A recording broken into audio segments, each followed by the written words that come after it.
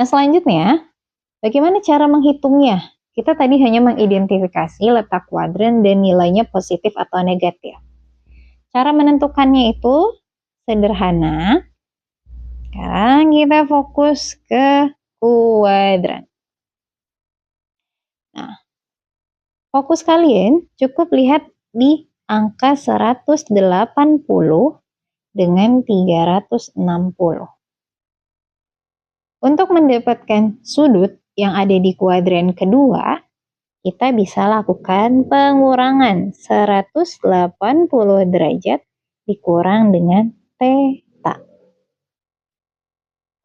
Karena kita mau dapat kuadran kedua. Nah, kalau untuk kuadran ketiga, maka angkanya lebih dari 180. Jadi, kita akan lakukan penjumlahan 180 derajat ditambah sudut theta. Sedangkan untuk kuadran keempat, kalau pakai 180 itu terlalu jauh angkanya. Jadi yang kita gunakan adalah 360 derajat. Karena dia di rentang 270 sampai 360, maka dikurang dengan theta. Ya.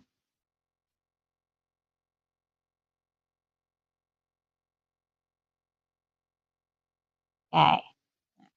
Sekarang kita lakukan perhitungannya.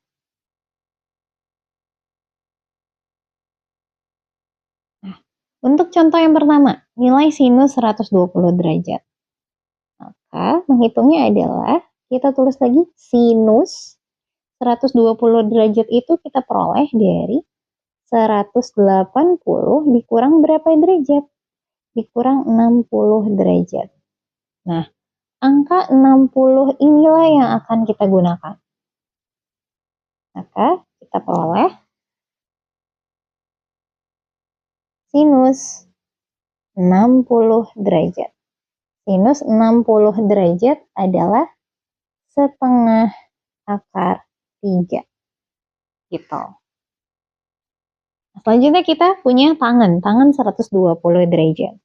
Caranya sama, kita tulis lagi tan 180 derajat akan kita kurang dengan berapa supaya jadi 120? Kurangi dengan 60 derajat. Angka 60 ini yang akan kita gunakan. Maka tangannya negatif. Maka kita tambah negatif tangan 60 derajat. Maka hasilnya adalah minus tangan 60 adalah akar 3. Maka jawabannya minus akar 3. Selanjutnya soal yang ketiga. Kosinus 240. Oke. 240 ada di kuadran ketiga. Maka kita menulisnya cos 180 ditambah dengan 60. Nah, karena cosnya negatif, maka kita buat minus cos 60 derajat. Maka hasilnya adalah minus cos 60 setengah. Oke, kita lanjut lagi. Soal yang keempat. Nilai cos 316 derajat. Tulis lagi cos 315 itu ada di kuadran 4, maka kita buat 360 dikurang dengan 45 derajat. Nah, cos bernilai positif, maka kita tulis cos pakai 45 derajatnya saja. Cos 45 adalah setengah akar 2. Nah, untuk trigonometri dengan sudut yang negatif, tentukan dulu dia ada di kuadran berapa. Kita sudah menentukan dia ada di kuadran 4. Maka cukup menulis tangen 60 derajat saja. Minusnya kita hilangkan. Nah, selanjutnya di sini tangannya bernilai negatif, maka berilah tanda negatif. Nah, minus tangan 60 derajat. Tangan 60 derajat adalah akar 3. Maka jawabannya minus akar 3. Gitu. Nah, terakhir, nilai kosek 510 derajat. Oke. Ini saya pindahkan dulu. Oke. Nah, tadi kita sudah menentukan bahwa 510 derajat itu ada di kuadran 2 dan nilai koseknya adalah positif. Selanjutnya tinggal lakukan perhitungan seperti yang sebelumnya. Kita tulis kosek 180 derajat dikurang dengan berapa yang hasilnya 150? Kurang dengan 30 derajat. Maka kita peroleh kosek 30 derajat. Nah, kosek 30 derajat itu adalah kebalikan dari sinus.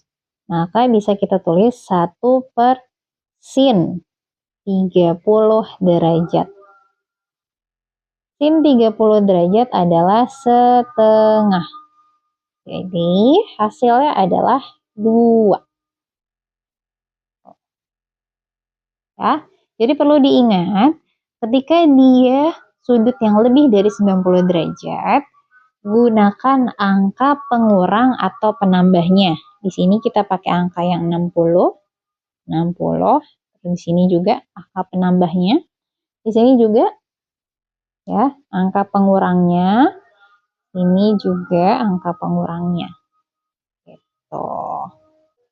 Nah, untuk latihan silakan selesaikan nilai sinus 180 derajat dikurang tangan 675 derajat. Nilainya berapa?